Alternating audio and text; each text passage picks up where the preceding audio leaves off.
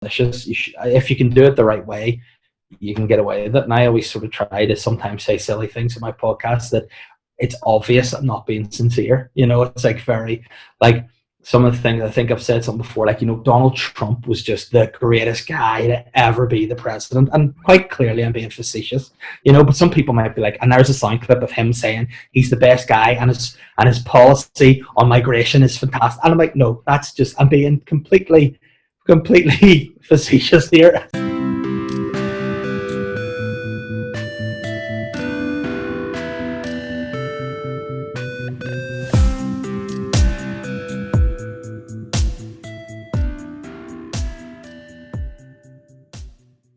As I mentioned, it's one of the first video interviews I'm doing, so that's definitely going to be. Start with the prettiest picture, and then the rest will just, it'll figure itself out.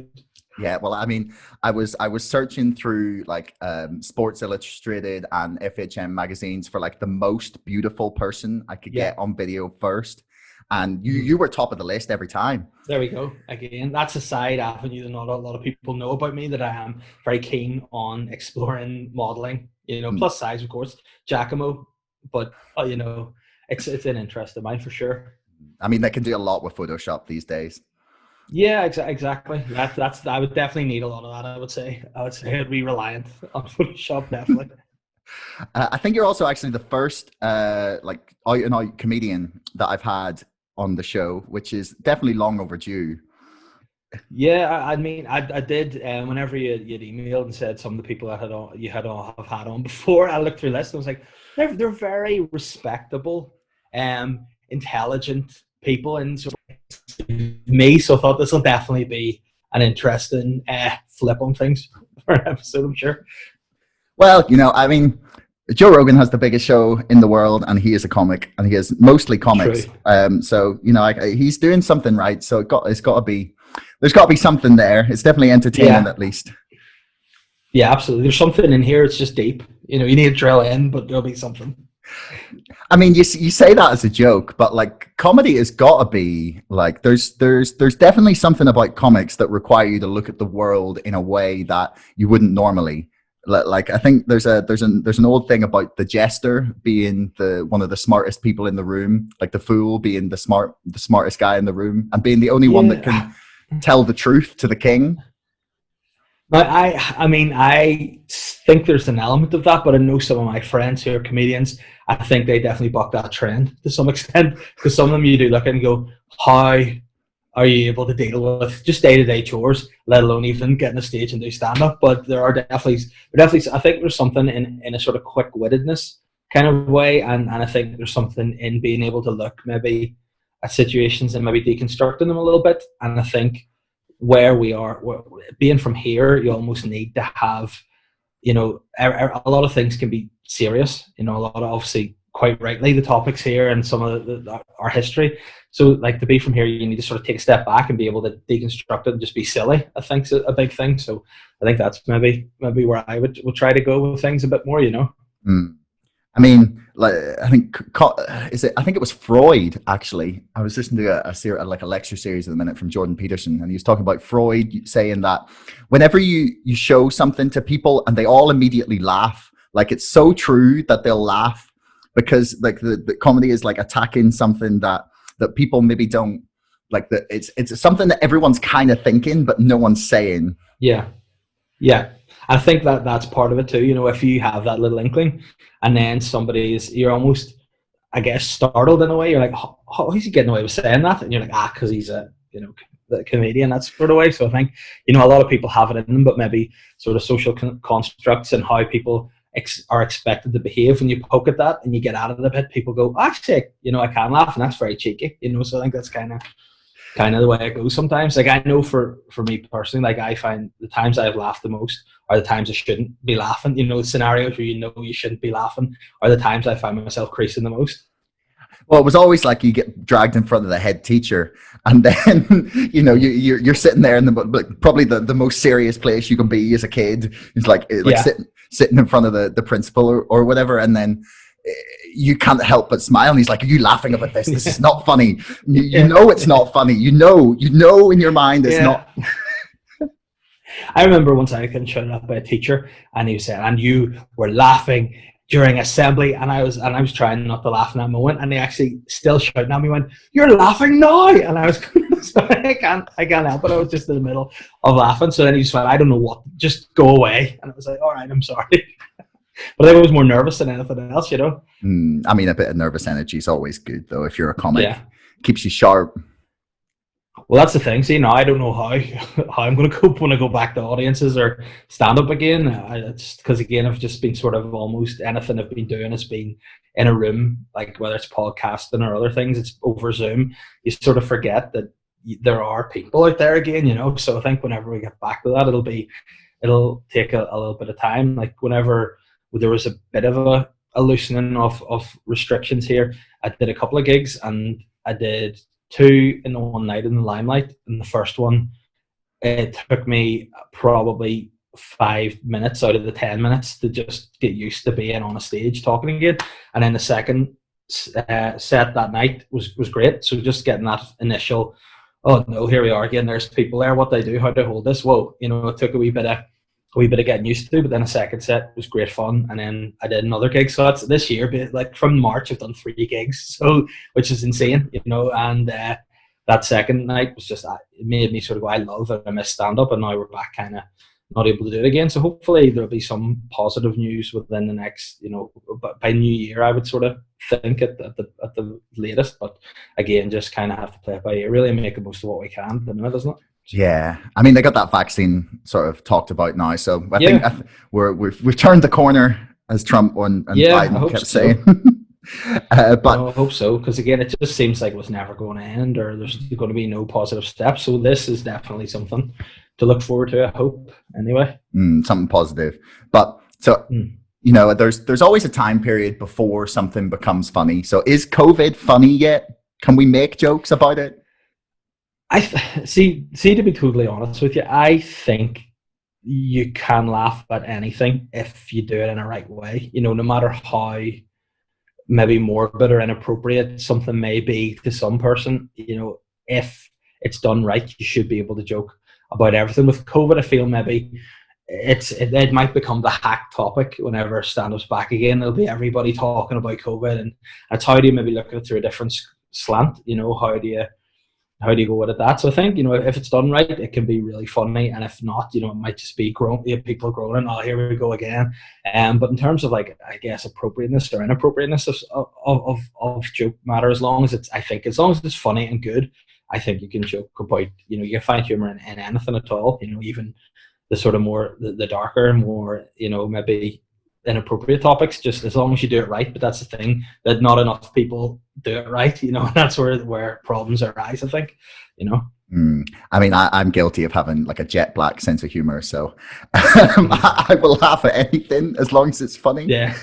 And that's the same as me. Like, I even think, like, I don't know whether it's since, I suppose, trying to write material or think of material, any situation you're in, like, I would sort of, my stand-up would be based almost on it. Like, I'd sort of say it's a wee bit like pulling, you know, a thread out of a woolen jumper. You know, you get a wee idea, you think something, could this work? And then you start pulling at it and go, and then you sort of add the fabrication to it all as you're going along, and you get to the end of what maybe you think a joke is.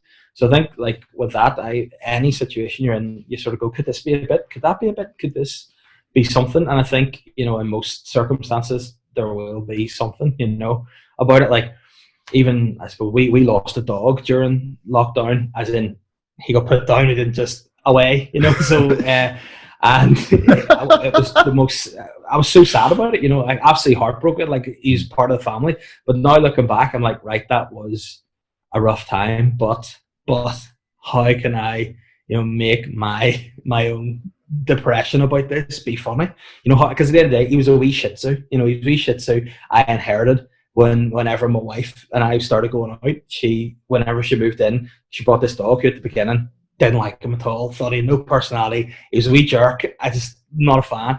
And then by the end, it was, you know, I was out walking him, and again, I'm a very big man walking around with a sweet shih tzu, and people are probably looking, that's an odd parent, you know, it's a very strange.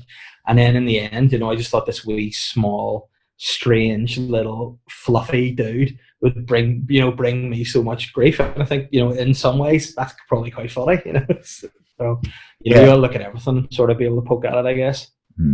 Have you ever like written a joke and maybe tried it on stage and the reaction was just like, oh, instead of like maybe the crowd didn't go well with the crowd and they felt it was maybe in bad taste or something? I think I'm sure there's definitely been some. I remember there was one joke in particular that I did that again it's about, I guess, the construct of a joke and the wording. I think, and sometimes that's a problem for people, is that they hear a word and they just go offensive, but they don't get that just because you're saying a word doesn't mean you're actually making fun of that topic. So the joke that I had said I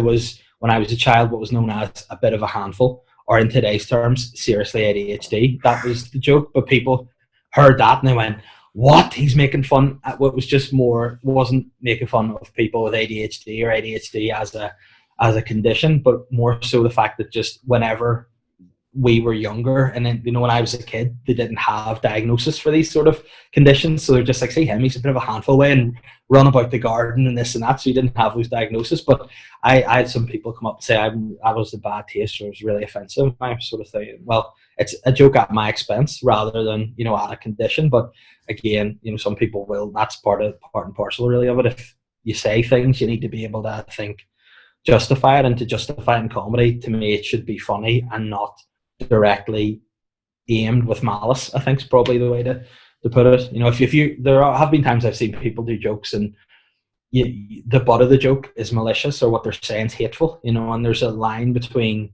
that, I think, and what's funny. Because some, like, again, if I was at a gig and there was maybe guys who were coming through who maybe didn't really know themselves yet, and they'd say things, I'd be like, "Look, I'd watch that because maybe that'll cause a bit of grief. Maybe try it this way or do it that way." And I think that's probably the way to do it.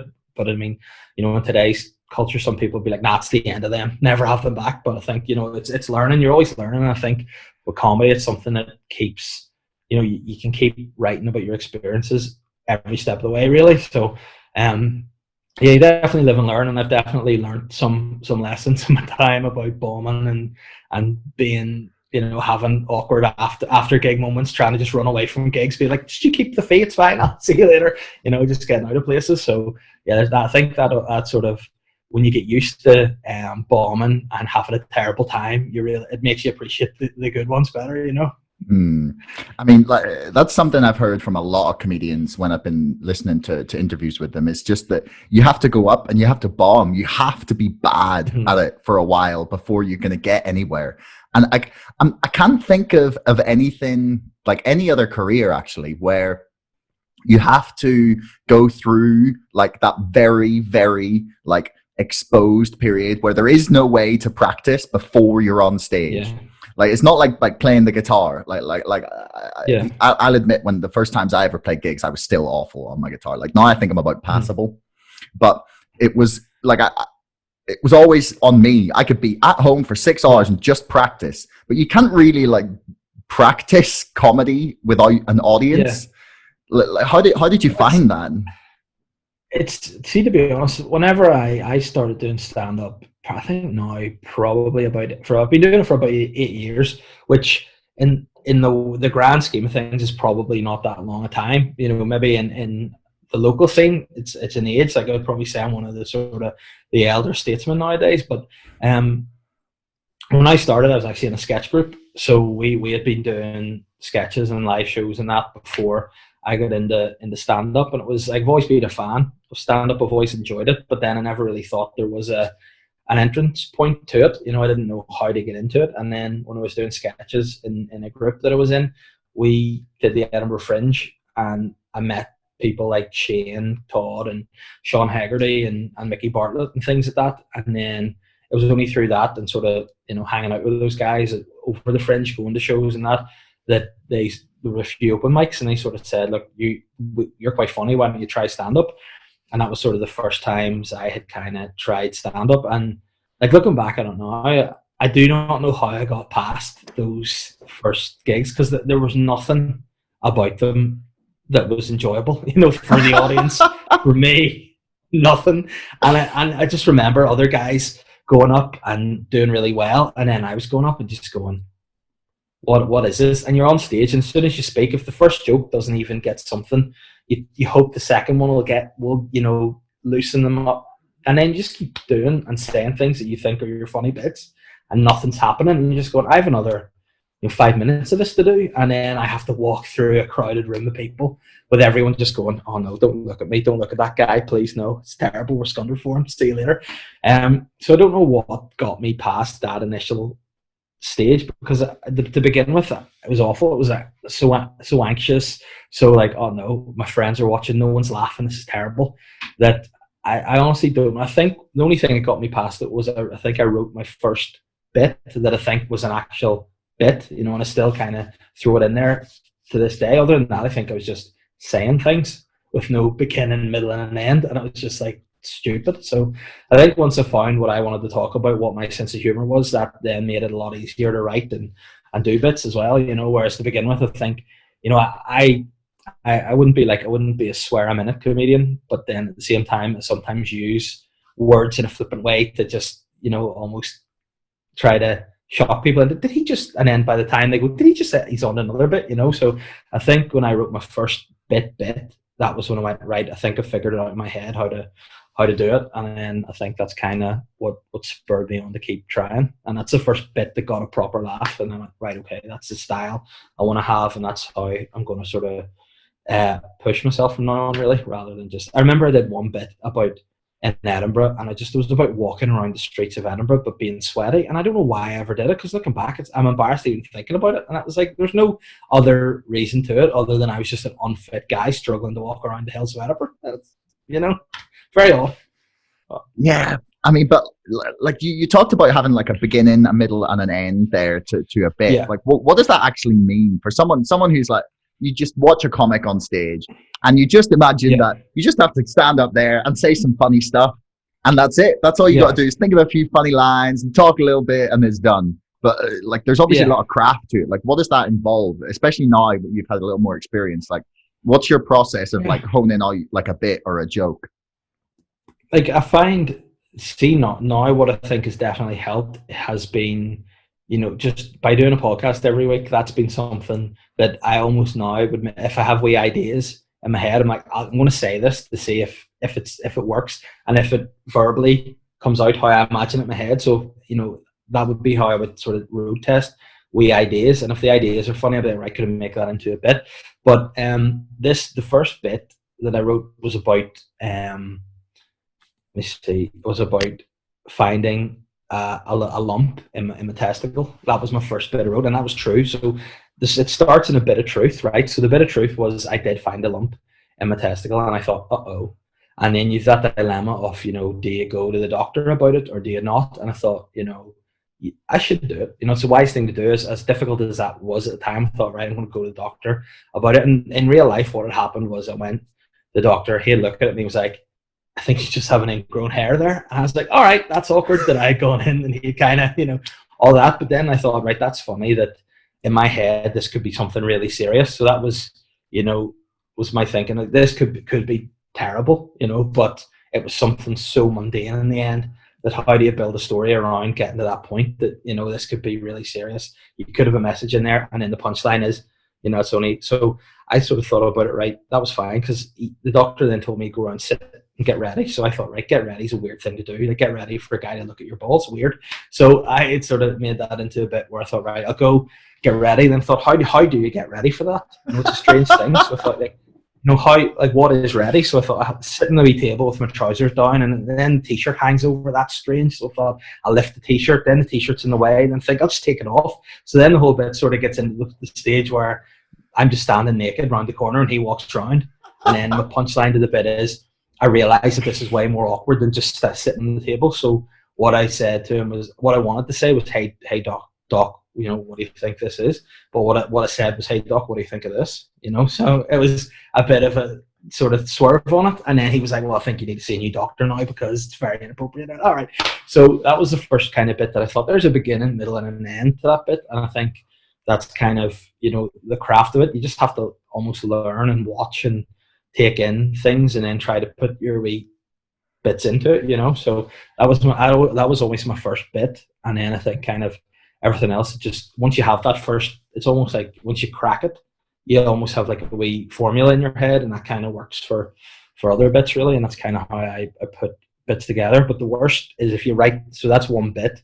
So then what I always struggle with is if I'm doing longer sets. So maybe if you're doing an hour or like you're just doing a show, how do I get from that bit to the next bit, like the wee bit in the middle? Like where's this purgatory that I can kind of, connect the bits so as it sounds like it's connected in some way, when really you just go, how can I join up the dots? And that's the hardest bit, I think, is getting from one story to another, but keeping it funny and looking seamless. That's where the trick is, I guess. But it's easier said than done, definitely, that side of things. I never actually thought of it like that.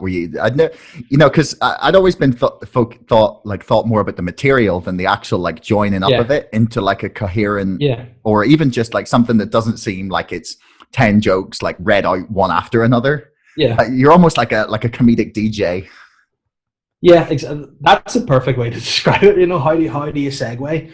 And because sometimes you could be talking about like that story, and I'd be like, oh, what are baby dogs like? They're strange, and people are going, how can you go from talking? So you have to then sort of figure that link, like the sort of, I guess, the ligament to connect the next bit on, and once you kind of get that, there's nothing better when you've lots of bits and you almost, it's like a jigsaw. You've all these different bits and you can go, right, this will go there, that goes there. How does this be a punchline? How does that, all fit in? And and even when I did my last show, I did a tour with it, and it was only for the very last gig. I was still working on it the whole way up to it, and then on the last night when I did the show in the Limelight, I'd done a show the night before in Oma, and I didn't like how it ended. I thought, no, the ending has to be, you have to end with a big laugh. So I thought there's one of the best jokes that I do in the set I'd done earlier on. I thought if I could just take that as a bookend and did that at the end, and that got a great response. So even there's a tour that I did with the show, which was like, I think it was 8 shows I did, and it was only on the 8th show that I thought, I'm happy with that, and I didn't even get a film, so I couldn't believe it. The time I finally figured it out, I don't even have it recorded, but that's all part of it, I guess, all working and building towards the finished article, which you're never going to be as a comedian. That's the thing, you'll never be perfect at what you do ever. You'll never be, 100%, and even there are guys like Dave Chappelle out there who are very close to it, but he'll probably still be thinking, I can improve, so. And that's part of it, the drive to make the next one better than the last. That's my thinking, is if I could keep progressing each show so that it's better than the last one, that's kind of a way to drive you forward with that, really. That kind of incremental improvement is like a really, like, because you can just say, okay, I want to do this one thing like a tiny bit better the next time, but like over like a long period of time, then the improvements can be massive. But I was curious, actually, have you done a lot of touring outside of Northern Ireland? I know you were in Glasgow and Edinburgh, but have you done like shows in England and stuff? Do you have to alter your material then, like a lot? You know what? I would say no, because I think for me, I was very aware that like I like a lot of American comedy, and I like a lot of sort of work, like it's more the like sort of comedy store. The LA scene, the New York scene is always kind of comedy I like it's more sort of storytelling, that sort of long form kind of comedy, more so than maybe sort of more local comedy and UK comedy, really. So for me, I always sort of thought, I don't want to have my subject matter being necessarily entirely based around sort of colloquialism or local comedy or local references. So obviously you throw them in, definitely, because that's part of life, but where I can, I try to make it, my themes more universal if I can. Like my last show I did was called Dad, which was the worst title ever, but I thought the poster would be good if I just mocked up myself on Michael Jackson's Bad album, but just changed it to Dad, and I thought that was cool and looked nice. So that was that, but it was just about me having my first child, and I thought, that's a universal theme that people can relate to if they've been through it, or sort of something if they haven't, they can relate to because they know people. So I thought the whole show, if I did it in Belfast, or if I did it in London, or if I did it in, Texas, wherever, it would still kind of have themes that people could laugh at. So that's how I try to make the bits to be, just as universal as possible. But then obviously you throw the wee local segments in where you can, or depending on where you are, you can add wee bits and bobs to it as well. So I try to keep it as more broad as I can, really. Mm. So who were like the people that really inspired you when you were coming up, or maybe growing up as a kid, that you thought, oh, I really like that guy? Or maybe when you started comedy, you were looking to for inspiration. Yeah, well, I think it's a strange one, because whenever I sort of remember watching stand up more so when I was a teenager. I always loved the Ace Ventura films, and I loved Austin Powers and things like that, were the first kind of films that would stand. Even Home Alone is probably not really a comedy film per se, but I thought it was so funny, and it was through that I thought, I like, that's going to sound really simple, I like laughing, I like, I would be into comedy films and things like that. And then just the older I got, the more I sort of, I like getting into sitcoms like The Office. I love The Office. I love Peep Show, things like that. And then I thought, that's just really great. And that's what sort of got me into liking Ricky Gervais. To me, he would probably be, as close as what, if you could emulate anybody's career, it'd be him for me, because he does the comedy he likes, that he can stand over and enjoys doing. And also he writes a lot of stuff, which is really, really great. Like The Office to me is as good as a sitcom as you're going to get. And then even Afterlife recently I thought was brilliant. And there are a few things along the way of his that I go, Ricky, why'd you do that? But all in all, I think he's really good. And then obviously a lot of American comedians as well. I'm quite into it at the minute too. Like obviously Dave Chappelle I mentioned, I think he's phenomenal. Like, and even probably less obvious for, I guess, my sense of humor would be Jerry Seinfeld. I'm a big fan of his. I think in terms of, I suppose when you're younger, I think you think more like, oh, these guys are naff, like what's Jerry Seinfeld? But when you get a bit older, you look at him and you go, that guy is the most successful comedian probably of all time. Anything he turns his hand to is perfect. He's still going out. He's still doing the comedy clubs to this day, popping into the spots. We were in New York a couple of years ago for a friend's wedding, and went to see a guy that I like, Adam Ray. And when we were there, the MC was like, "Oh, this is one of the best clubs in the world, and sometimes people just pop in to try things, and this is the lucky night for you guys, Jerry Seinfeld." And I was like, "What? Jerry Seinfeld's here?" And my wife didn't know who it was, so she was kind of like, "Why are you so excited?" And I was like, "That's Jerry." And she was like, well, "You're like a child." And then I remember saying to her, I was like, "You don't know what this is like," because she's a nurse. So I went, "This would be, to me, for you, what this is like would be like if Florence Nightingale just arrived in the hospital. That's what this is like." And she was like, again, this is what my wife, not even being, tuned in, she went, "But she's dead, so that would be more impressive." And I went, "Yes, it would, but just let me have this moment, please." So, and then he came on, and he was just really, like, it was just easy. It was that level of just, this is just easy. Whereas I know when you do gigs, there's so many factors that play into it. Like I would like to just it be easy all the time, but there's sometimes you turn up to a gig and maybe you've been working or something in the day and you're shattered and you think, flip's sake, I could be bothered with this. And then as soon as you go on, get a first laugh, you go, "I was worth it." You're into the groove, and that's fine. But that sort of, I guess, period before, if you're in a venue and you're not feeling it, you're going, "Oh, I could just be home on my bed now." But then as soon as you get the microphone, it's great. I think that. So yeah, just a variation of people I like to watch. So now that I'm older and I have more respect for the people who've come before me, I think that's a thing. When you're young, you're almost like, "Oh, these guys are wick, I'll be better." You'll never. These guys are the masters, and you have to just look at them. Even sort of on a local level. I remember sort of growing up, I liked giving a headpiece. I think everyone did. And then you sort of get to maybe your late teens when it's not cool to like give your headpiece anymore. And you're like, or you're just like, "Nah, that's a load of crap. I don't like that at all." And then now you see like Tim McGarry do stand up and you go, he's a genius, and he's got it figured out. Like I think you have a belief at the beginning. You're like, "I'm going to come in." Like when I was in the sketch group, I thought, we're going to Edinburgh Fringe. we're getting signed, we're going to Saturday Night Live, easy, one run at it, and that's it. Totally fairy mice land. Like, whereas now you realize, oh, it's such a craft. You have to work and work and work, and then like just seeing how good Tim McGarry was just unbelievable. And now I just want to also point out though that Tim is a very he's a very dodgy guy. So if you ever see Tim, just steer clear of him. Very dodgy, and wouldn't recommend talking to him. He's funny on stage and on camera, but personally, very, very angry man. Very angry and aggressive. So steer clear of Tim McGarry. I just want to say that. I mean, maybe that's good advice for people think you go up to him in the street. And like he says now, when people, if they see him, they always shout "da." And then what you don't know is he has a wee book that he carries with him, and he's a very, very quick artist. So he gets out his wee notepad and he does a very quick sketch of the person who does that, and then he just puts it away in his pocket and he remembers them, and then he always writes underneath it in the long grass. So he'll get you. So don't do that, or Tim McGarry is like the boogeyman in some respects. He'll hunt you down and get you. So yeah, just steer clear of him. That's amazing, because he seems like such a chilled out guy. Like that's the complete opposite. Yeah.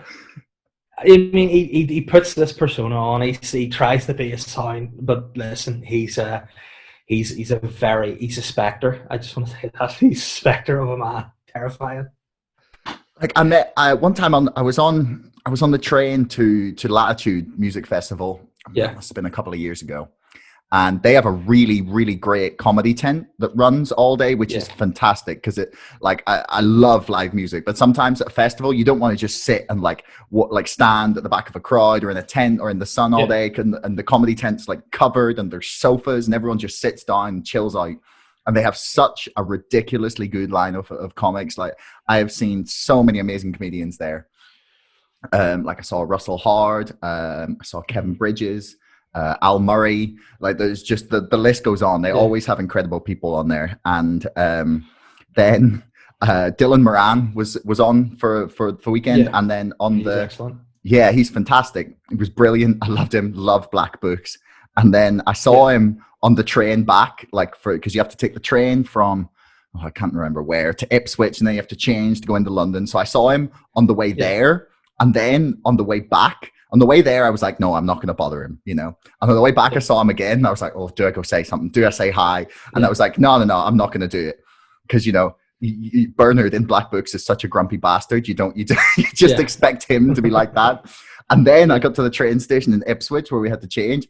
And then I was in like Greg's or something. And he was just sat there drinking a coffee. And I was like, right, okay, 3 times. I am not just passing this third opportunity up. Yeah. And he was so nice.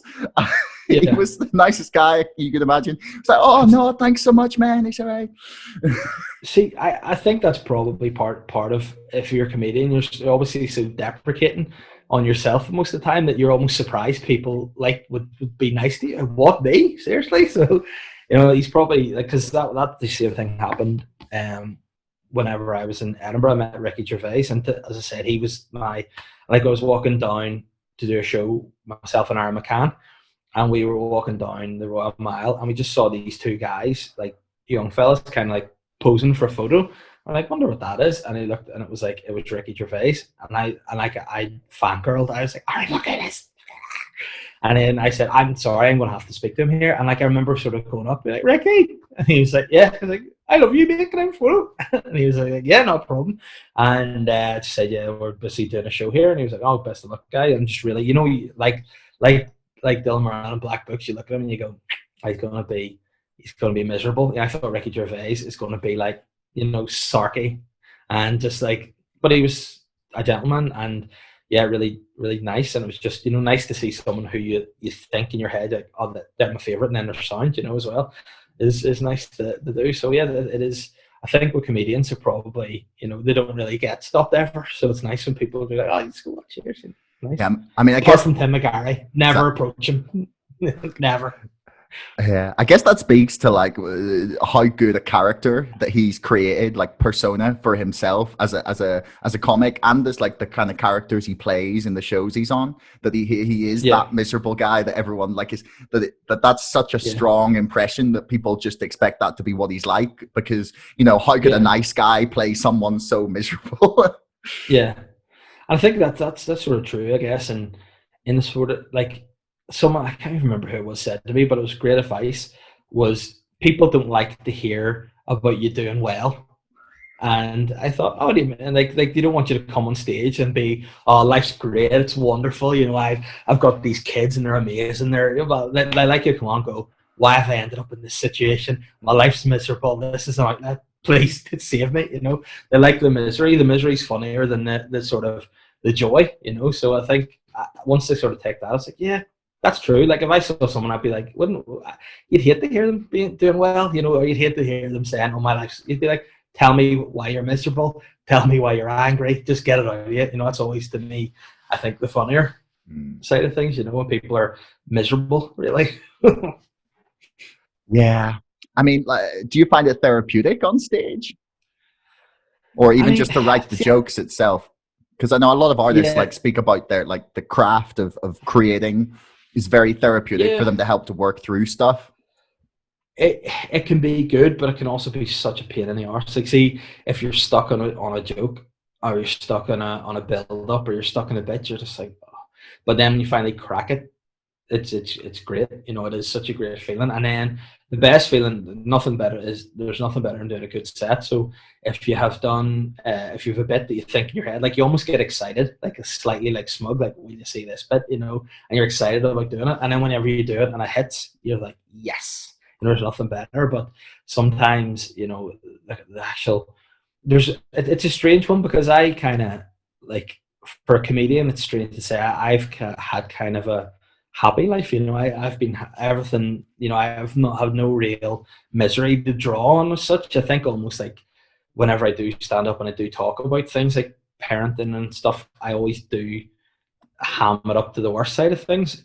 But where in reality, I love it. I love nothing more than being a dad, and I love nothing more than my kids and family. But on stage, people don't want to hear that. So I think and it is sometimes nice that maybe there are times that I would say things that I'll say on stage, and then I will mean it, but because it's on stage, like if my wife's in the audience, she's like, "You said that thing about me. Did you mean that?" And I'll be like, "Not at all. No, it's just stand up, though." Where in reality, you're like, "Yes, I got that off my chest. That's great." That's.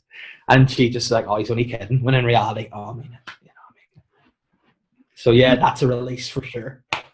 I mean, that's living up to your name there, the Sly Guy. You just like slip. Yeah, no, I mean, you have to, sometimes you have to do those things. Like the worst thing, like I find just in general life, sometimes, like, obviously you don't want to react.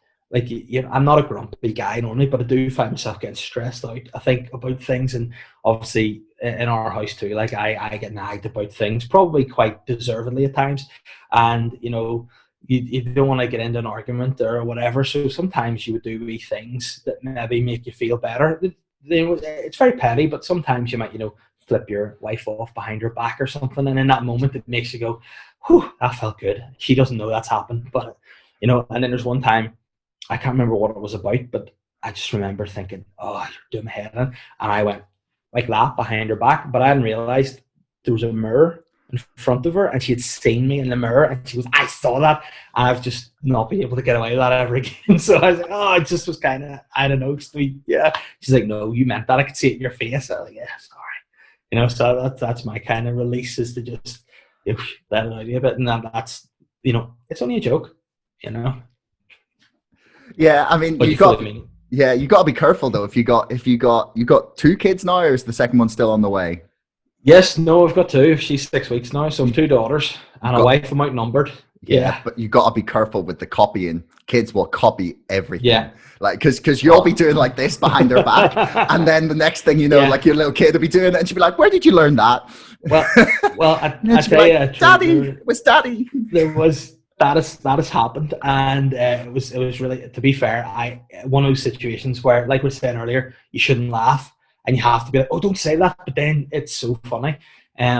I did a wee short film like last year sometime called Thick As, a Kieran Bartlett had written, and it was really good fun. And in that I played a shopkeeper. It was just this idiot guy, and Ian Beattie was like this, like Game of Thrones. Ian Beattie was like this gangster boss, and like for silly me to be in something, with him was pretty big deal to do.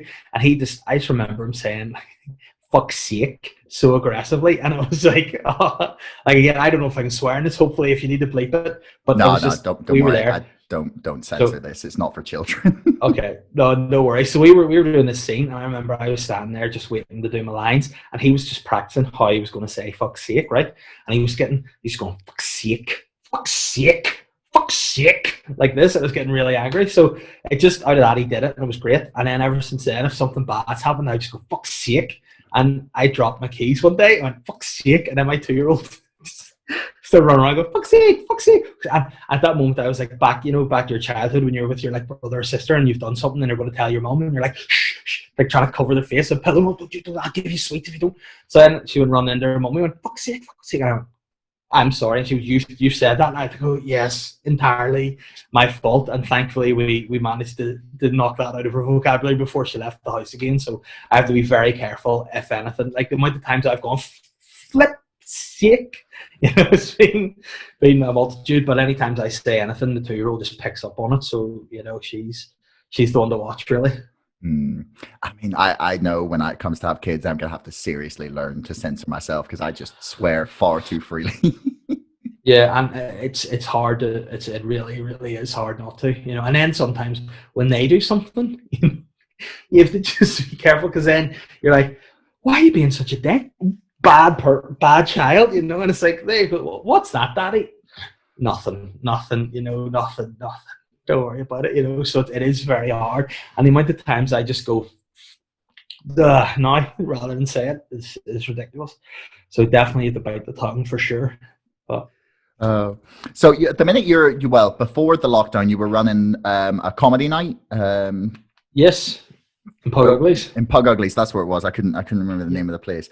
But so how do you find like being part of like a group of comedians? Like, do you do a lot of like workshopping of material? Do you like get a lot of feedback on stuff from each other, or is it just sort of positive reinforcement, or is there Probably, it's odd, because this is something that I think has there's maybe an odd perception of how kind of maybe we are as friends, that people think almost, we're this group of unpenetrable, these guys, it's not like that at all. It's like we just sort of hang out. We're just friends. We like to do gigs that we're doing together. That's, in terms of like workshop material, some people are very secretive. They'll be like, "Oh, I can't tell you the power of my craft. I can't," and whereas others would be like, "Oh, what about this? What about that?" And I think in terms of like work and material, I would always speak to Shane about things.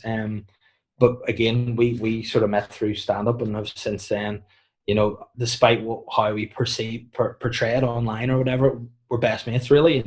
And like we would work bits and be like, "Would this be funny, or would that be?" And that sort of would be our kind of way of working things. And I think the good thing about our relationship is we're very straight with each other about it, because whenever you do bits, sometimes people go, "Oh, it's really funny, man," and then go to someone else and be like, "Dave's got this bit and it's the worst, just wait to see how he's going to bomb on stage tonight." Whereas with us, we would sort of say, "Nah, it's wick," or it's good, or I think that sort of sometimes too harsh we are with each other, but I think that makes you work on stuff maybe a bit more. But I think in terms of the scene over here, I think it's a really good scene, and I would love to see there be more opportunity for acts, because there are so many really talented comedians here, and I just love to see more opportunities for them to maybe break into television or break into other things, and that's with running Pug Uglies. I always wanted it to be a case of you'd have a good headliner. Like that was something to me again, to begin with, when I started running the comedy club, I thought, it should just be a basic formula. It should be, the night should be funny. It should be a decent pub with decent drinks and decent sound. That's always something that's massively overlooked in comedy, is that the sound has to be good. And then if you have a good act, couple of good acts, it should be a good night. You know, that should be as simple as it is, and that's what we've kind of been working on, and it's worked. So I would sort of have a headliner. I would MC most nights and then have an opener. So I'd have a strong headliner, a strong opener, and then I'd have like an open spot the odd time. So, you know, maybe people, if they want to drop in and try new bits, or if it's an up and coming act, I'm happy to give them a spot. But again, there's maybe this perception that it's like a boys club or something, or that only certain people get on. Whereas honest to God, like I would book anyone if they just messaged me and said, look, could I do a spot? I would say, well, if you know, have you any clips that I could look at? And if you know they're good, I'd just give them a spot. Whereas if not, I'd say, right, we'll come and do the open spot, try it out, and if you do well, you know, you can get on. And again, that was another thing I wanted to make sure that you know you got paid for the gigs too, you know, because I think that's maybe something that doesn't always happen. So hopefully now it has been running for just over a couple of years now, and it's done really well. And in the beginning, you know, it was tough trying to establish a comedy club in Belfast, but no, it's sort of bedded in there now, and it's really sort of got a good reputation going, and something probably that I'm the most proud of maybe in comedy. No doubt, it's one of the things that has been the most stressful, definitely, but also, you know, when it's a good night, there's nothing better. Like even during the lockdown when it loosened and Pug Ugly bought a space out the back and opened up the boneyard in town, they said, do you want to do a night outside where everyone was spaced out and socially distanced, I should say. Spaced out would lead to the wrong connotations there, but all distance, and would you like to try it? And I thought, you know, I'm just chomping at the bit to do some stand-up, so yeah, absolutely. And it was great as well. So, you know, I just hope that, you know, when things can get back to normal, we can get back to that and just have fun, really. That's the main thing, you know. I think with comedy, everything has to be fun, and I just do want to say too, if anyone wants a spot, get in touch, because the amount of times, you know, we here especially, I find there's the sort of awkward, and it is awkward, but it needs to be talked about to an extent, is that there are a distinct lack of female acts here. You know, it's not that diverse a scene, and it's not through not wanting to book females at all. The opposite, you know, it's just the fact that there are so few. And then if you add on top of that, you know, not a load of people, not a load of people would message me and say, can I do a spot? You know what I mean? That's part of the thing, you know. And I think, you know, I would like to in the future try to, you know, make it as diverse as we can, but at the same time bear in mind the scene here is not that diverse, and how can we then look at it and go, how can we make it more welcoming to people wanting to try stand up? Because again, for me, I love nothing more than, you know, get, like that was when we started Pugs, to give people an opportunity that might have maybe got on at, say, the Empire somewhere, to have, you know, try to promote local acts and give them a stage. Because again, I know like the Empire sort of books acts from down south or over in England, and sometimes it is hard to get on there. And I think, you know, the scene here is so good, it's how can we try to, you know, make it into what it can be, really. I like that you've got that kind of mindset. Like a lot of people would maybe have like a scarcity mindset about it, where you'd say, okay, you know, well, there's not much of a comedy scene in Belfast, therefore there's only a certain number of people who will go to see comedy, and therefore I have to keep them all for me. They're all my fans.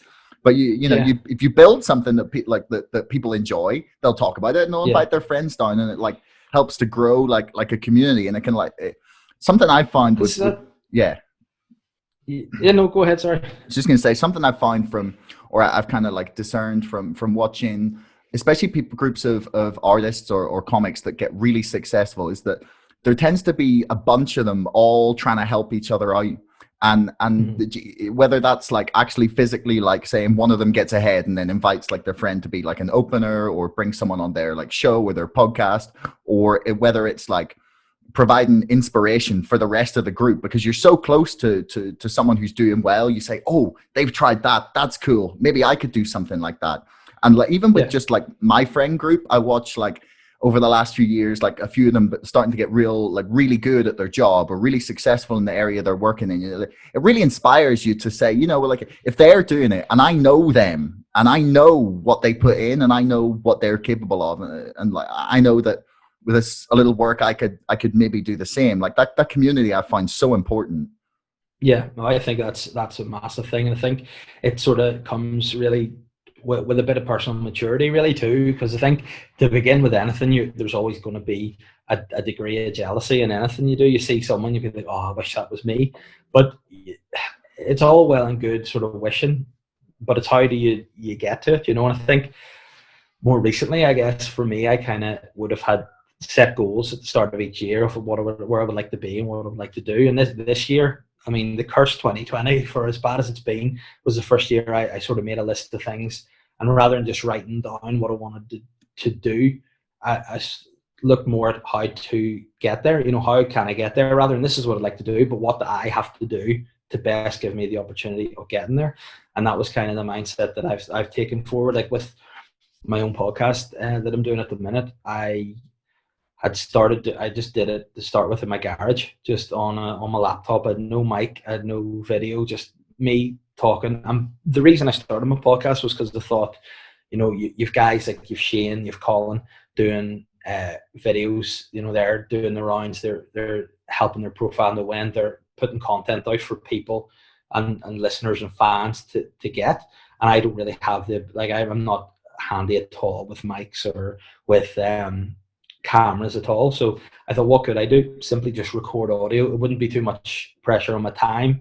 I would be able to do something every week. And then just through time, I thought, right, how do I progress it?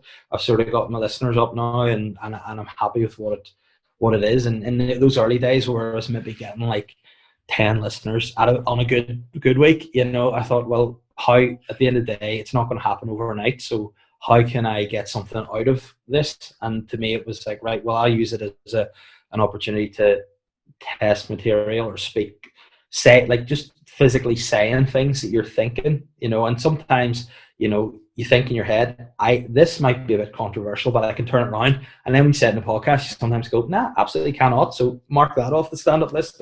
So then I started doing that to get something out of it for myself, but also be able to put out material every week, because that's just what I was capable of really at the time. So now, thankfully, sort of the next step was to move the video, and then thankfully I've been able to get a producer on board who makes it look really good. So, you know, it's all about, again, slowly progressing. Like, that's what I say to anyone that asks, any sort of guys who are starting to do podcasts now, like, do you have any advice on doing podcasts? And I'd say, yeah, my advice would just be consistent, so the audience know there's going to be a podcast out every week. So no matter what, even if it's going to be a lesser podcast, don't have to hit every single week. You're going to get sort of dips, and so just make it consistent, and, you know, put a bit of effort in it and stick with it, because there will be times where you're going, oh, this is, why am I doing this? But just, you know, if you stick with it and you put the work in, it'll get there, I think. So yeah, that would be, pardon me, but the only advice I would have really in terms of podcasts. Yeah, I mean,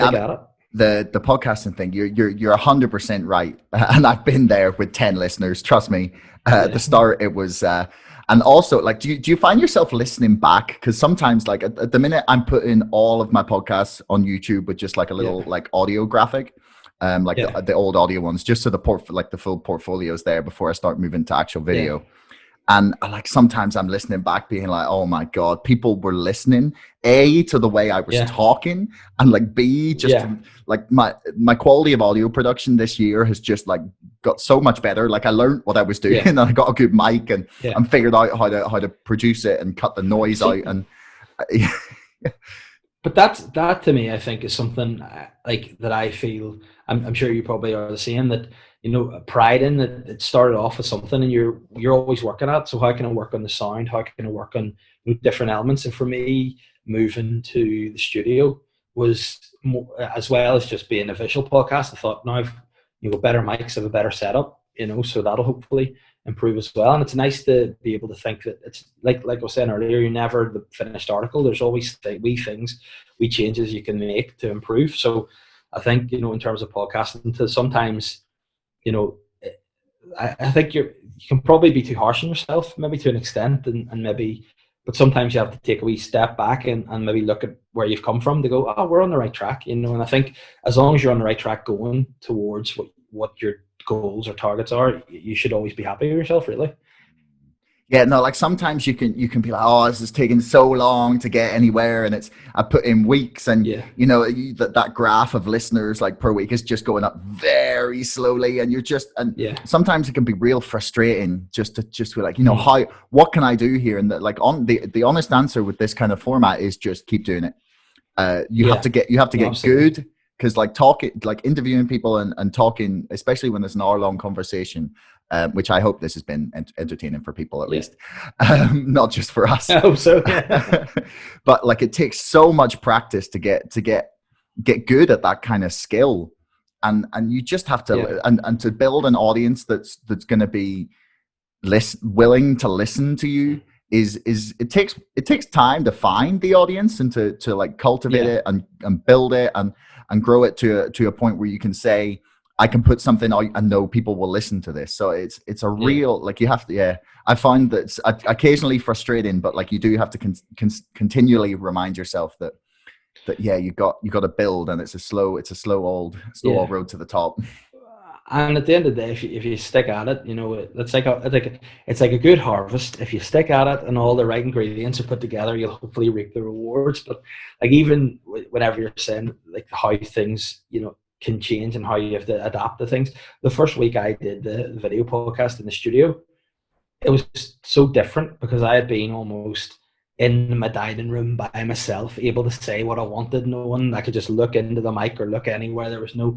Whereas then there's a camera. I'm like, where do I look? There's a producer here. Can I say? And it took me a couple of goes to be comfortable with him being in the room again. And it's just, I suppose, adapting to what you're trying to do. And if that's the way you want to do it, just practice at it really, and then you sort of get comfortable, and then hopefully once you're sort of comfortable with doing it, the other stuff kind of falls in place. So I'm actually, I enjoy now doing the podcast. Like I look forward to doing it. It's almost like a highlight of the week almost now, especially in these times. You look forward to getting out. And again, for me, like I, with my podcast, like to say things that are silly, and like I think now it's like at the start of lockdown really, or there seemed to be a big push to like censorship really, and people were like, oh, I can't say this, or I can't do that, or I can't joke about this topic, and then people were sort of going, oh, can I make these jokes? And I sort of thought, you know what, as long as, like I said earlier, as long as it's funny and you're not being malicious, if you can do it the right way,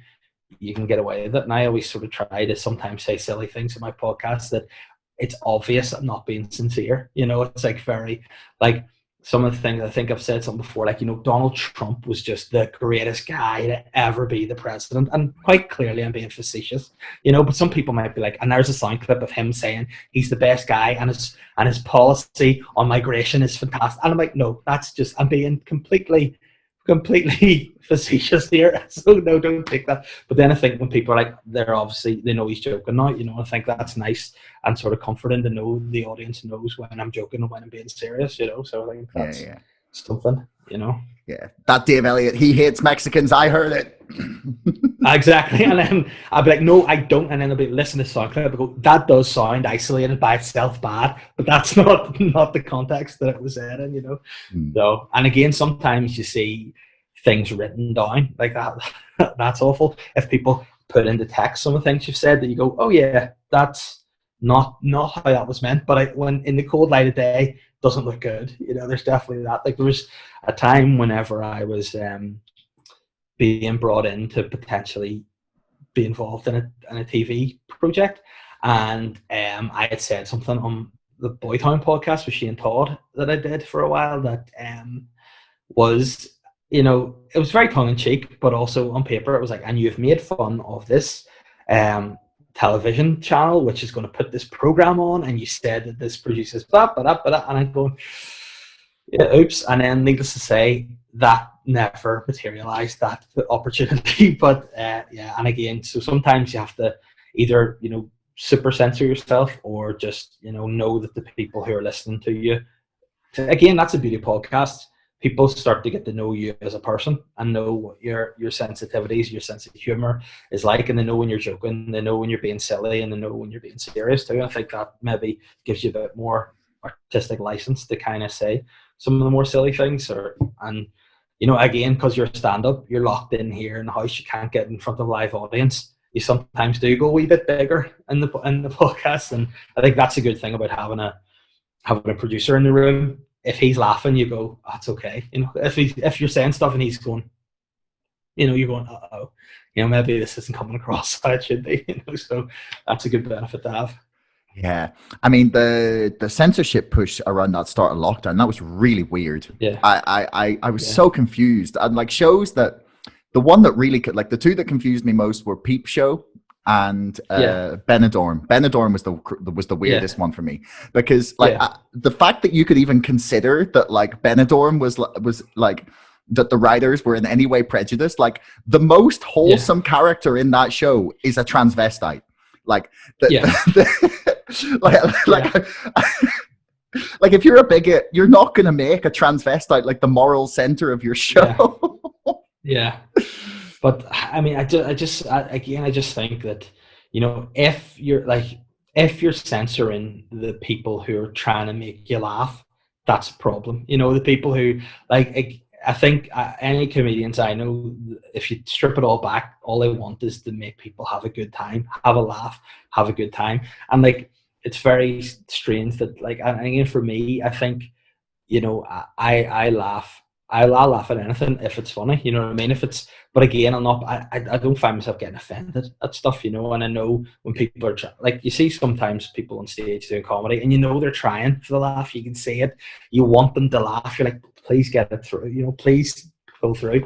And you know, but there are some people who come to comedy shows and be like, right, Jester, make me laugh. And you know, they don't want. But the majority of people come to comedy to have a good time, and again, the acts are trying to make it a good time. And you know, I think that's sort of, again, more often than not, people trying to censor comedy are the people who maybe aren't massively into comedy. You know, it's the people who just, and that's, you know, a part of it. And I do think to an extent that if something's not to your taste, it's the beauty of the world we live in now. There's options. You can find what it is you're looking for wherever. But you know, I don't think, like, for talk's sake, like, I know nothing about, you know, Warhammer, for talk's sake. That's the first thing that came in my head. I know nothing about, but I'm not going to go, stop these Warhammer guys. It's weird that they're in there painted.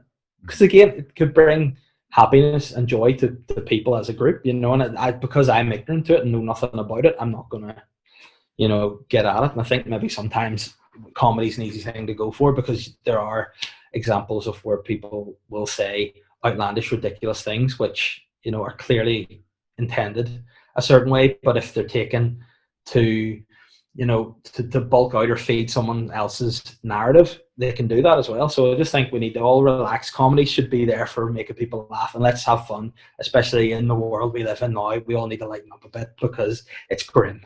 You know, so I mean, comedy is all well and good, Dave, but I mean, Warhammer, that's teaching children about death and war. That's not good. You don't want children getting involved in that. That's dangerous. You know, I wouldn't be okay with that. Yeah, well, the way I feel about it now is, I think I have two daughters. I have one who's 6 weeks old and one that's 2, and I feel like maybe war and strategy is something they need to learn soon, because if we end up in this sort of post-apocalyptic after world that we're heading towards, they may need those skills. And again, the weirdest thing of all that freaks me out about everything that's happening nowadays is it was predicted in the Terminator, and that's the now I look at it and I go, the Terminator was right. Skynet, it's getting us. Oh yeah, man. There's a lot of weird stuff we could laugh at this year. Like, I tell you one thing I am actually gonna miss. I'm gonna miss Donald Trump, because he's he's in like most ways, he is the worst person you can imagine. Like, every time something happens, and you just, like, if you just imagine the worst way that someone could react to something, the worst thing they could say to make this situation even worse, like, Trump's on it. He has got it down, like the worst thing you can say. But at the same time, sometimes he was fucking hilarious. Like, if he wasn't president, especially if he wasn't president, but sometimes you're just like, this is the president, like subtweeting someone.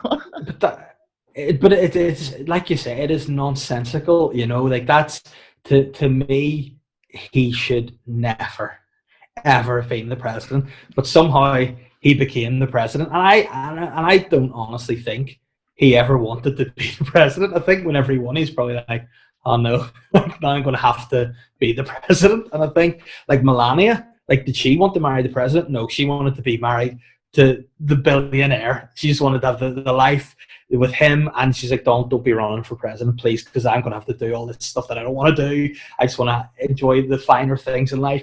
And he's just like an egomaniacal guy. He's like, I can do anything I want.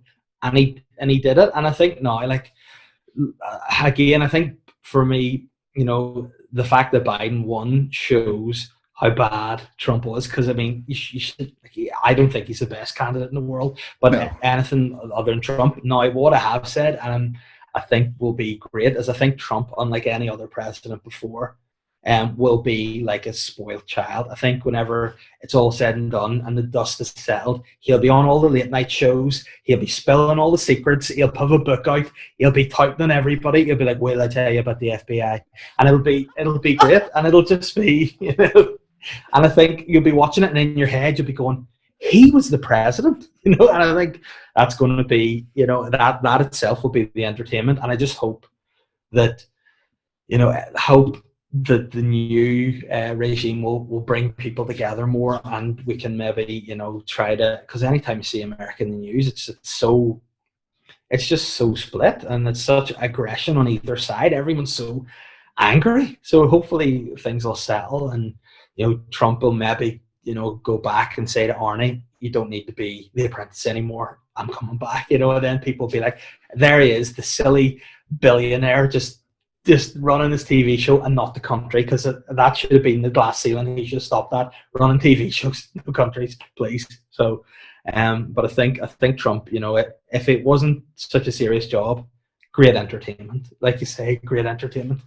You know, like, tell you, on the Trump note, I went before the last election when he actually became president. I was in holidays in America, and I just thought this would be really funny. I'm sure I can use this in a sketch, and I bought one of the hats. I thought I'll use this. And see, now I feel like if I were to die and people were to look through my belongings and they found this hat, they'd be like, "He is a racist." I'm like, honestly not. I just thought I could use this in a sketch. But now it's almost like having a swastika now. It means so much. It's like, oh no, I just need to get rid of this and hide it away somewhere, you know?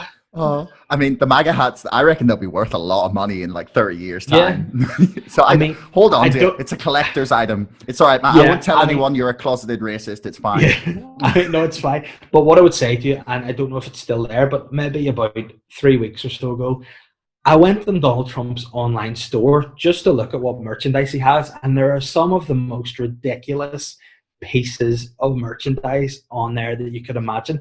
He is almost a t-shirt that says "For Trump" on it, but it just has any demographic at the top, so you can go past it and it say Latinos for Trumps, blacks for Trumps. You know, even one that I thought was just really random, Catholics for Trump. Like, and then I thought there was who's going to wear that ever? You know, and then people are buying that. So I think now that there's going to be quite clearly a clearance sale on Trump gear. Go and buy a load of it, stock it under the stairs, and then sell it on the Antiques Roadshow in about 20 years. You make a tiny profit. That's not a bad idea, right? That seems like a nice place to finish it. Like some good sound business advice from our podcast about comedy. But yeah, man, it's been a fucking pleasure. Thanks very much. Absolutely, it was great crack. Thanks for having me on. Appreciate it. No problem. Thanks so much for listening. If you haven't already and you enjoyed this episode, please subscribe to this podcast and to our mailing list. And don't forget, my book, Brexit, The Establishment Civil War, is now available for pre-order on Amazon. You'll find the link in the description below. Until next time, thanks so much for listening.